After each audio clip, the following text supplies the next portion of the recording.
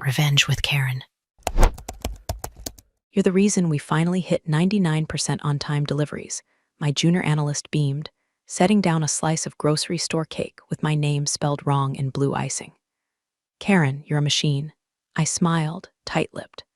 I didn't have the heart to tell her it was my fourth congratulations cake this year, and they all tasted like freezer burn and corporate indifference. 12 years. That's how long I'd been with Riverton Logistics. 12 years of spreadsheets, freight audits, contract renegotiations, and fixing everyone else's mess with a red pen and a calm voice. I wasn't flashy.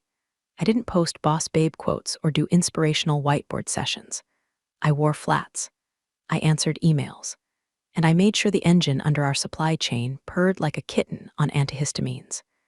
The VPs didn't always understand my systems, but they damn sure leaned on them. Just finished a quarter with the lowest complaint rate in company history. And my department? #1 in internal compliance for the 5th year running.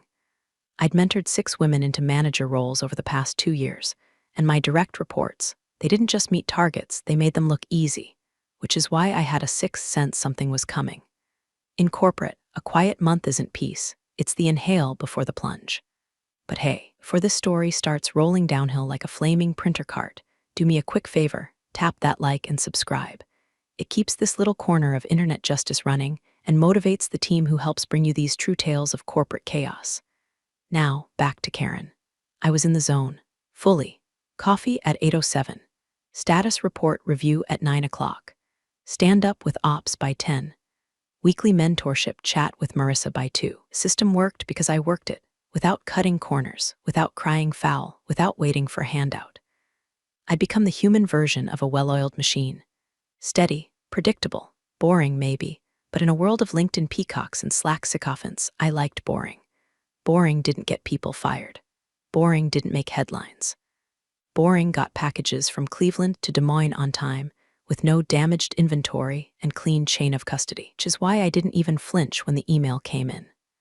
Subject line: New leadership integration, Monday meet and greet. That's HR code for someone's nephew just got hired. I clicked it open with the same disinterest I reserve for spam about step counters or casual Fridays.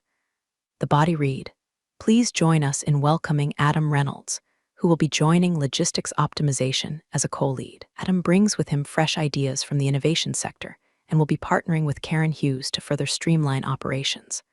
I blinked. Partnering? They were making him my equal, a man I'd never met, with zero logistics experience. Brought in to innovate a system I'd built over a decade, the same system that had just won us an industry award. I opened Adam's LinkedIn while finishing my black coffee. There it was, the usual cocktail of nonsense. Thought leader, disruptive mindset, passionate about operational synergy. No actual companies listed, just consulting roles and a 2-year gap labeled founder sabbatical. His profile picture had him in a turtleneck, staring into the middle distance like he just invented shipping containers. I minimized the window and stared at the blinking cursor in my reply box. I typed one word, noted, then hit send. See, I wasn't mad yet, just mildly amused. I'd seen this before. Every few years someone's son, nephew, or tennis buddy got parachuted into a management role with buzzwords and a bad haircut. Most of them were gone in 6 months, bored, overwhelmed, or quietly shuffled out after pursuing other opportunities.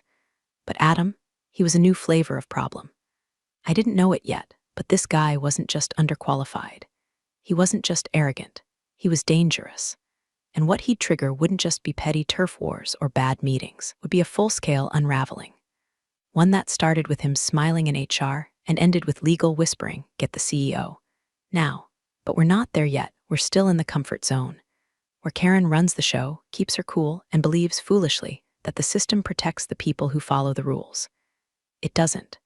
The first time Adam walked into the logistics war room, he was 15 minutes late and chewing on a protein bar like it was a performance. Didn't apologize. Just sauntered in, flopped into the ergonomic chair I'd personally requisitioned, and announced, "Don't worry, guys, the fun's here now." No one laughed, not even Trina, who once giggled when a courier dropped a box of branded mugs on his own foot. That silence should have told him something. But Adam wasn't the type to hear silence. He just filled it with louder nonsense. "This place is running on legacy fumes," he said during his first team huddle. "She scheduled right over our monthly client audit review. We need to blow up the process, start fresh. Think like a startup. What if deliveries weren't the product, but the experience? I stared at him. Our clients are hospitals, Adam. They want their pallets of PPE delivered on time, not serenaded. He blinked. Okay, but let's not get stuck in old paradigms. Old paradigms. That was his favorite phrase. He said it like it gave him permission to ignore data, deadlines, and damn near every operational best practice we had. He would scribble ideas on the whiteboard like Truck Utopia and Package Passion Funnel, while I quietly reviewed temperature logs from our vaccine shipments. The real kicker: the junior team was watching. I'd spent years mentoring these women, teaching them how to run a clean operation, how to speak with clarity, to not get steamrolled by charisma in a suit. And now they were watching this oversized toddler try to reinvent logistics with buzzwords and vibes. Then came the Slack messages. First, it was harmless, tagging junior analysts with things like eyes big changes coming eyes or Monday brainstorm, wear sneakers, with zero calendar invites or context. Then it got slimy. He slid into team channels with stuff like, Emily, that presentation was fire, fire, fire. Must kill it in heels. Or Marissa, you've got a vibe I really respect. We should collab one soon. I sat in my office watching the pings pile up like moldy receipts in a junk drawer, and I felt something tighten behind my ribs. Not rage, not yet, but that quiet click of an old gear coming online. The one labeled, we're documenting this. I made a private folder on my drive, named it something innocuous, Q4 process adjustments. Inside, started collecting things. Screenshots, meeting recaps, audio transcriptions of planning calls where Adam talked over women with decades more experience. Every time he ignored a compliance note, I logged it. Every time he redirected credit for a fix I made note of the date, the Slack thread, the outcome. HR wouldn't care, not yet. Not when Adam was still shiny and new and giving his little synergy pep talks during exec calls. But I wasn't building a complaint. I was building a record. Because here's the thing, Adam didn't just expect to be liked, he expected deference. And when I corrected him politely in front of the team about a routing plan that would have sent 3 trucks through a flood zone, he went quiet. Not embarrassed, not apologetic, just still, like a lion blinking at a noise in the brush. Later that day, he cornered me near the break room, all fake smiles and Red Bull breath. Hey, Karen, he said, drawing out the vowels like we were at a bar. About earlier, you kinda undercut me in front of the team. Makes it hard to lead, you know? I didn't flinch. I corrected a routing error. You almost sent perishables through Route 16 during a state of emergency. Yeah, but tone matters. Facts matter more, he chuckled, but it didn't reach his eyes. Just try to meet me halfway next time, okay? We're partners now. Partners. I was supposed to help him steer the ship while he drilled holes in the hull for fun. That night, I added a new subfolder, Adam Performance Threads. I wasn't paranoid, I was practiced. There's a difference. And while Adam was busy planning his logistics disruption hackathon and asking interns if they wanted to grab a post-sync kombucha, I was quietly preparing for something else entirely. The moment the system turned.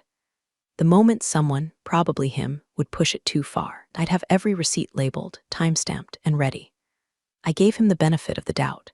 That's the part that still sours in my gut, the fact that I tried. I offered the olive branch.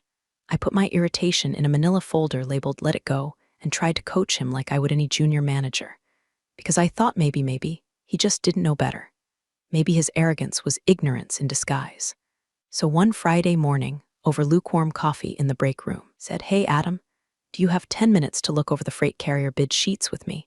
There are a few things I can walk you through that'll help frame Monday's proposal. He leaned back against the counter like he was posing for calendar, dudes of disruption. Look, Karen, I appreciate the help, but I've got my own framework I'm testing. I'm taking us in a different direction. I didn't blink. Different from the carrier who's saving us $190K a year. Sipped his protein shake and smiled. Exactly. We're optimizing for vibes, not just numbers. I excused myself before I said something regrettable. Like vibes don't deliver stents to cardiac units, you sentient hair gel, but fine. He didn't want mentorship, he'd learn the hard way. I had bigger things to worry about. Until HR scheduled a team wellness pulse check. That's when I knew. It always starts with soft words. Climate, engagement, pulse. What it really means is someone upstairs wants dirt. And when they don't have dirt, they dig until they can plant a seed. I got the calendar invite from Helena in HR, subject line, drop-in check-ins, no action needed, which is corporate speak for start sweating. One by one, my team filed into conference rooms with Helena, 20 minutes each. No notes allowed, no transcripts provided, just a casual chat.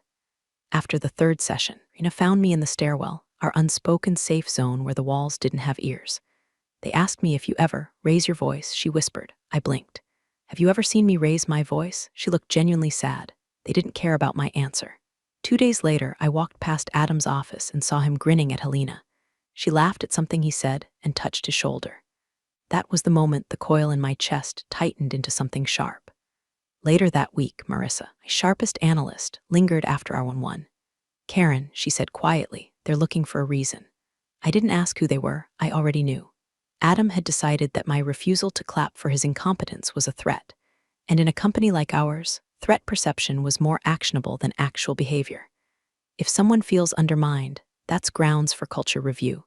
So I did what any woman who's been in the corporate trenches for over a decade does. I pulled back. No more slack corrections. No more nudging him during meetings when he fumbled acronyms or confused cost centers with invoice codes. I let him fall flat, let the team see it. I spoke only when spoken to. I gave him no ammo, but no shield either. When clients asked for me, I rerouted the requests. When his proposals tanked, I didn't offer to clean them up.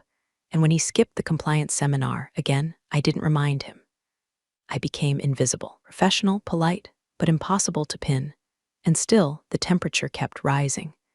Helena sent a follow-up email titled, "Appreciate your leadership. Let's sync next week." There was no subject line I trusted less. So I did what I always do when the air starts to shift. I archived everything, every Slack thread, every calendar conflict, every meeting where I was sidelined, every email that implied I was intimidating or abrasive for speaking in bullet points instead of emojis. I backed it all up to a secure drive and tucked it away like a fire extinguisher behind glass. Just in case. I wasn't planning revenge. I was planning survival, because I've seen what happens when women make noise in places built to silence them. You don't win by being loud. You win by being undeniable. And Adam, he was about to make that part easy. Email came in at 4:42 p.m. on a Thursday.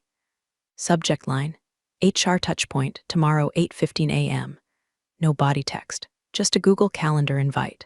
No context, no bullet points, just me, a box labeled Conference 3B, and the implied stench of something rotten. I didn't sleep that night, not out of fear, out of clarity. The kind that hits when all the puzzle pieces finally fall into place and spell out something filthy. 8:14, I walked into the conference room and saw Helena from HR seated on the left. And to her right, wearing a quarter zip and that smug frat boy on a cruise smirk, was Adam. He didn't look nervous.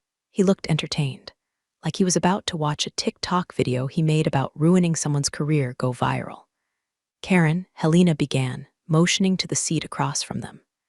Thanks for coming. This is just an informal conversation about recent team dynamics. I sat, smiled, said nothing. Helena took a breath like she was about to deliver bad news she'd practiced in the mirror. We've received concerns from a colleague about a pattern of behavior that may be contributing to a hostile environment. I looked at Adam. He was biting the inside of his cheek, pretending to look concerned. It didn't work. Specifically, she continued, language that could be construed as belittling or undermining. My eyebrow ticked upward. Belittling, Adam leaned forward. Karen, it's not personal, but some of the ways you've corrected me in meetings, it's like you're trying to make me look dumb. It's been hard to lead effectively when I feel constantly diminished. That's when Helena dropped the line. You made him feel inferior. That's harassment. Not inappropriate tone, not constructive feedback, harassment. A word with weight, word that sticks to your record like gum under a church pew. A word that HR loves to weaponize when it's convenient. I blinked. Once. Not from shock, from the sheer effort it took not to laugh. Do you have examples? I asked, voice flat. We'd rather keep this conversational, Helena replied quickly, the way HR always does when they have nothing solid and everything strategic. Adam shrugged. I mean, it's a vibe, the way you look at me when I'm presenting. Like I'm wasting your time. I leaned back, looked him dead in the eye. You are wasting my time. Helena coughed. Karen, but I was already standing. No yelling, no breakdown. Just the same composure I'd used to negotiate vendor contracts and de-escalate warehouse meltdowns. I reached into my blazer, pulled out my badge, and set it gently on the table. If I'm making someone feel inferior by doing my job correctly, I said, then maybe the problem isn't me. Adam looked briefly unsure. the flicker of a man who just realized the grenade he pulled might not land where he thought it would. Helena cleared her throat. We're not asking for a resignation, Karen. This is simply I held up my hand. I'm not resigning, I said. I'm removing myself from a situation you've already decided the outcome of. I walked out. Past the intern who saw me get her promoted, past the operations analyst who once told me I was the reason she didn't quit during inventory season, past the glass walls of a company that once called me mission critical in a deck to investors. Quiet rage is colder than fury. It doesn't shout, it calculates. By the time I reached the parking lot, I'd already replayed the meeting 3 times in my head. Their words, my silence, Adam's smile. He thought this was the kill shot. He thought I'd slink away, dignity cracked, maybe cry in the car, maybe beg for a reputation-safe exit package. He had no idea what I'd already archived, what I'd already tagged, what policies I'd already reviewed, what clause I knew he'd violated 2 months ago and never retracted. I wasn't walking away. I was clearing the stage, letting the spotlight swing just a little further left, so when the curtain dropped, it would land on him. That night, I didn't pour wine, didn't scream into a throw pillow. I didn't call a friend or post a cryptic quote about betrayal on Facebook. I opened my laptop. The light stayed off. Just the blue glow of the screen and the low hum of a house that hadn't seen this side of me in years. Not since the last reorg. Not since the guy before Adam tried to fudge a safety audit and thought I wouldn't notice. The folder, Q4 process adjustments, had grown fat. Screenshots, message threads, time-stamped Slack pings. Nothing dramatic, nothing even aggressive. Just a slow, methodical record of a man out of his depth and the system that let him flail unchecked. I started forwarding everything to a private email I'd created months ago under a neutral name. Not Gmail, not traceable to my name. I wasn't planning a lawsuit. I was building a file, a truth file. Each thread I attached had a title. Flirt 2.16.23, routing error 3.04.23, pulse check concerns 3.22.23, credit claim 4.07.23, Slack you kill it in heels 4.10.23. I attached them all. Hit send. Watch the progress bar crawl like molasses. Then I opened our internal policy portal. Everton had quietly rolled out a new code of conduct addendum last quarter. Most folks clicked agree without reading it. I didn't. I read everything, especially the legal memos, those dense, footnoted PDFs most managers ignored. And there it was. Policy Revision 12.4.3, Internal Harassment Review Clauses.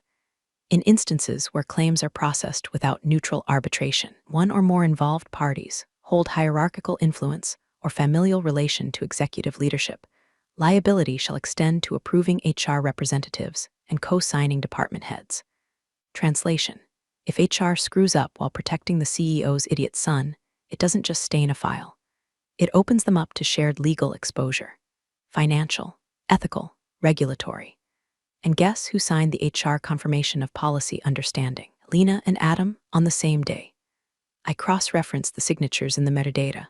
I could have smiled, but it wasn't time yet. I clicked open one of the more innocuous Slack threads, just to double-check. That's when I saw it. March 3rd, 11:17 a.m. Adam had replied to a workflow note I'd posted in our logistics channel, the boring kind about seasonal rerouting, with a thumbs-up emoji. Attached to his reply, file labeled HR Flag Emily Behavior Report Confidential PDF. It took a second to load. But when it did, my stomach didn't flip. My breath didn't catch. I just leaned forward. He'd attached the wrong file. A confidential HR document about a junior analyst. Included full name, manager notes, time-stamped incident descriptions, and a summary paragraph clearly marked private review, only not for team circulation. In Slack, public thread, dozens of eyes. No retraction, no follow-up. It had sat there for 2 months like a time bomb wearing khakis. That was the moment the strategy solidified, not just incompetence, not just ego, but a direct violation of multiple privacy statutes, an HR breach, a compliance nightmare. And thanks to the new clause, not just Adam's neck, but HR's, legal's. The entire chain that let this frat-drenched paperweight throw his weight around unchecked. Gloat.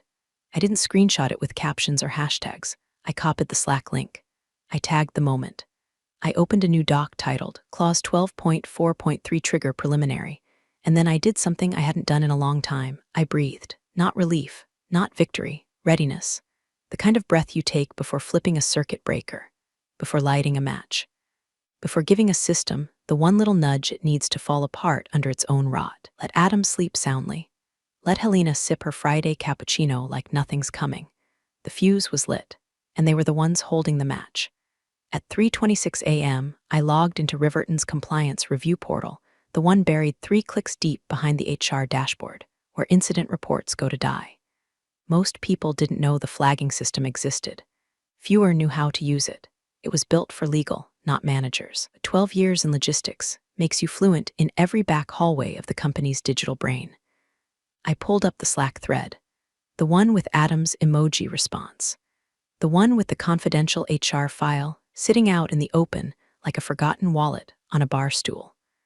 I hovered over the tag incident button and entered the clause manually. 12.4.3, liability trigger for mishandled claims involving executive family or HR oversight conflicts. It didn't even autocomplete. That's how rarely it was used. I added a brief note, neutral, surgical, review flagged, executive family involvement, shared liability possible. File, HR flag Emily behavior report confidential PDF attached publicly without authorization. No follow-up or retraction logged. No dramatic sign-off. No per my last email snark. I hit submit. The system didn't explode. No fireworks. No mission accomplished banner. Just a silent confirmation box, compliance review submitted, alert forwarded to legal. That was the trigger.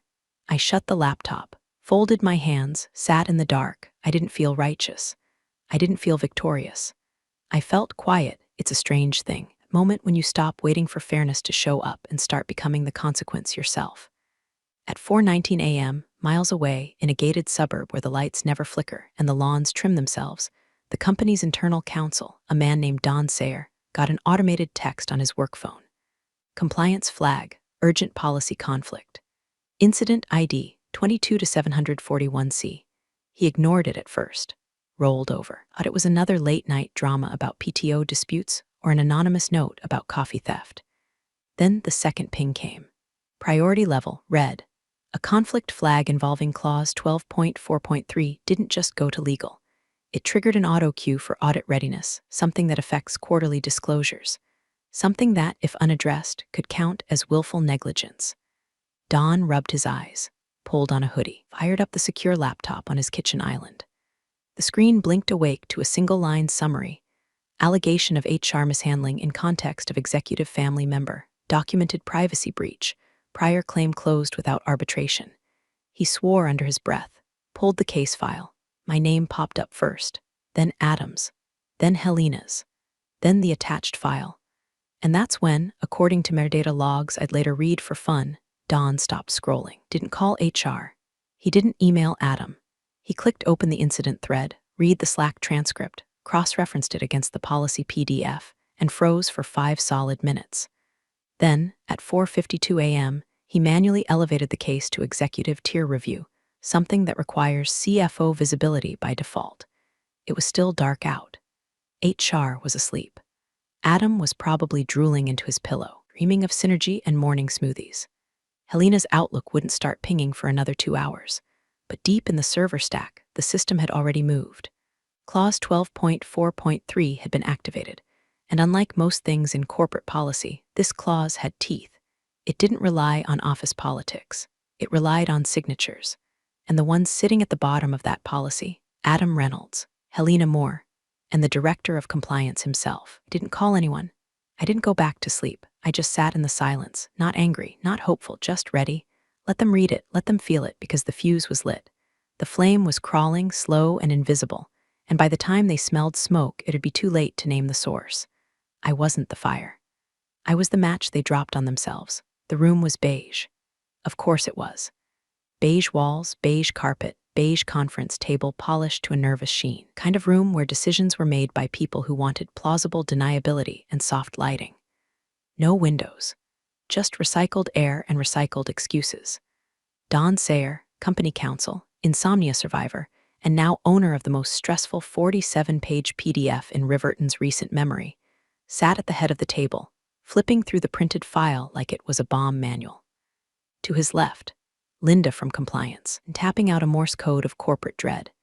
To his right, Lisa from risk, already whispering numbers, liability estimates, PR exposure, potential class action frameworks. The binder sat open in front of them, printed at dawn, flagged with post-its in angry colors. Yellow for policy infractions, orange for breach concerns, red for Adam. The Slack thread was stapled chronologically, each page a casual confession. She's impossible to work with, total ice queen. If she doesn't want feedback, maybe she should try smiling. Emily's got real potential. I mean, you've seen her presentations, right?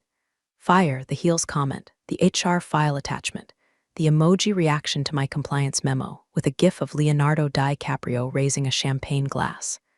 Don didn't speak for a full 3 minutes. Just read and read. Finally, he reached the page I'd flagged. Policy Clause 12.4.3, in the event that a harassment claim is adjudicated by individuals with personal or hierarchical conflict, familial or supervisory, and due process is bypassed or compromised, liability transfers to the signatory HR representative and the executive figure tied to the accused. There it was, in plain English, reviewed by outside counsel, approved by the board. Adam's signature sat underneath it like a fingerprint on a murder weapon. Dated, digitally verified. No wiggle room. Helena's name followed, right next to a timestamp showing she checked I have read and understood this clause just 6 weeks prior. Don closed the binder, exhaled. His eyes were tired, not from lack of sleep, from realizing he'd just stepped into a minefield with no exit plan.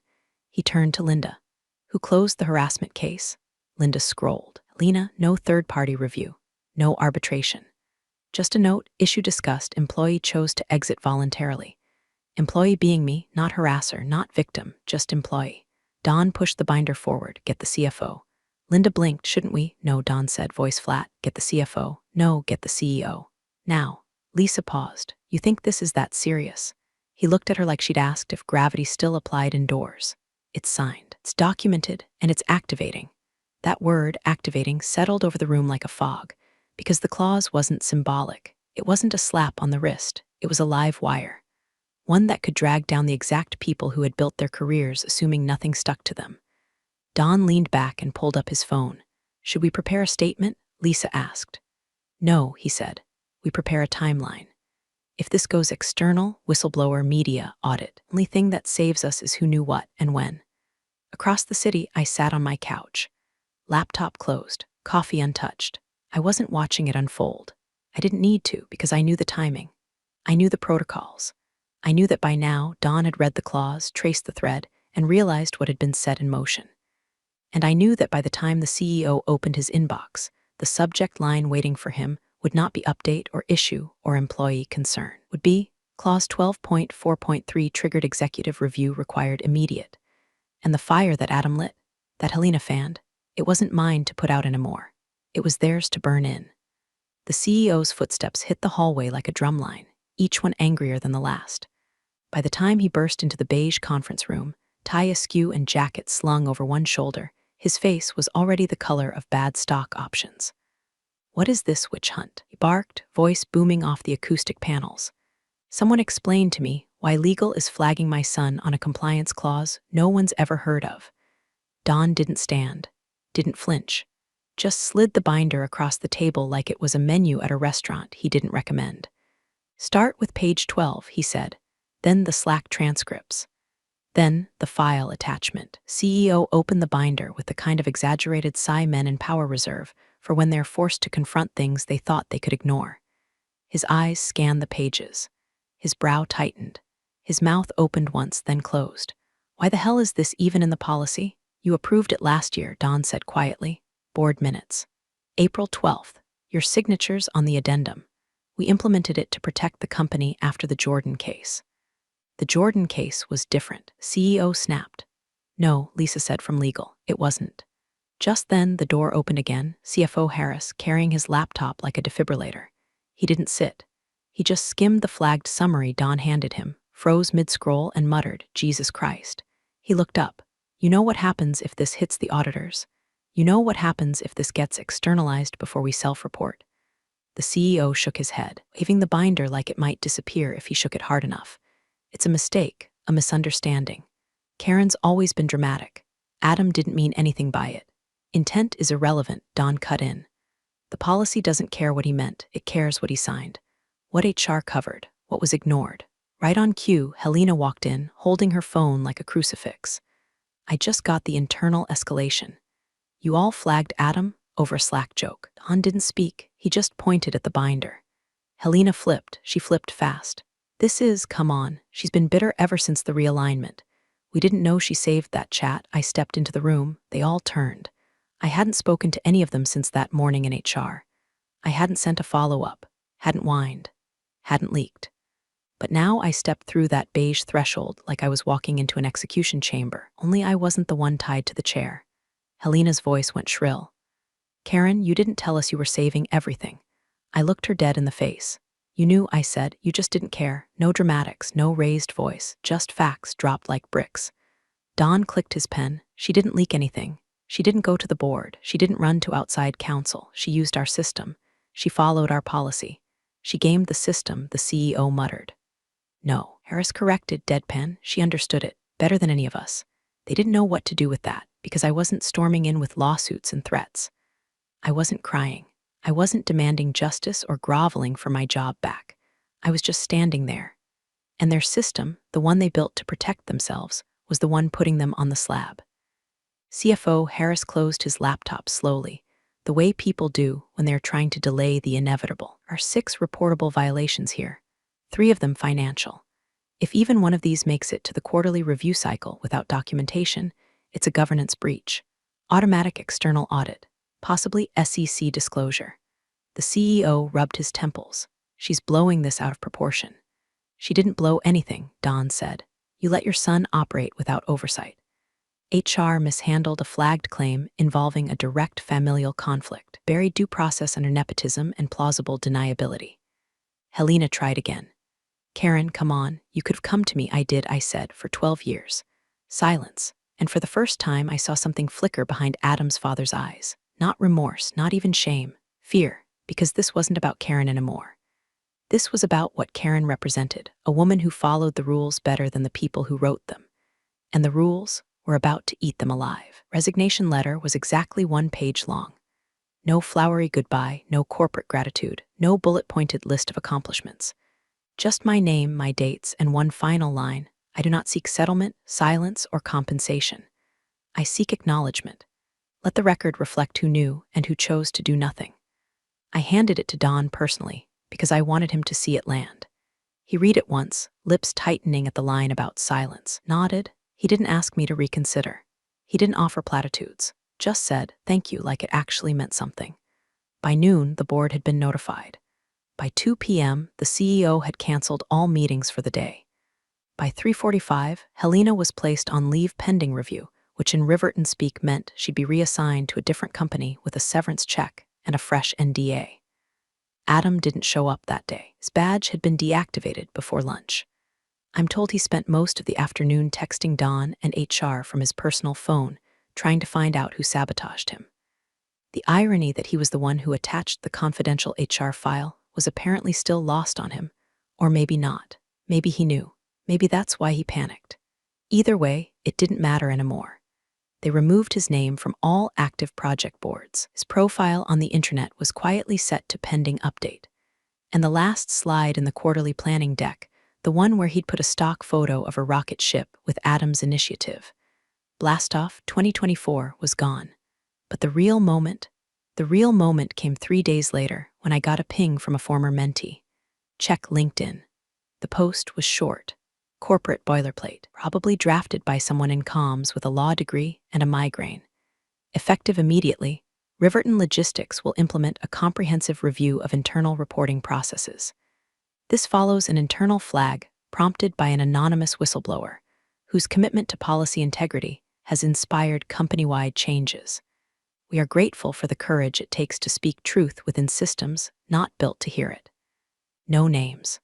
Of course not. Anyone paying attention knew. That wasn't an apology, it was a surrender. And for the first time in weeks, I smiled. Not a full grin, not a victory dance. Just the kind of smirk that creeps in when the air shifts and the weight you've been dragging behind you finally lets go. I didn't walk out with a box of things. I didn't do a farewell lunch. I didn't wave goodbye. I just left. Past the same front desk where I used to buzz Adam in because he'd forgotten his badge again. Past the HR posters that said respect, inclusion, accountability, in fonts so big they drowned out the truth. Past the faces of people who would never say what they knew but who saw everything. I walked out into the cold afternoon with nothing in my hands and everything I needed. They could keep their settlement. They could keep their empty apologies and their private damage control meetings. What I took with me wasn't money. It was the thing they feared most. Proof. Appreciate you sticking around, you wise old rebels. Smash that subscribe button, or this fossil might just cause another epic fiasco.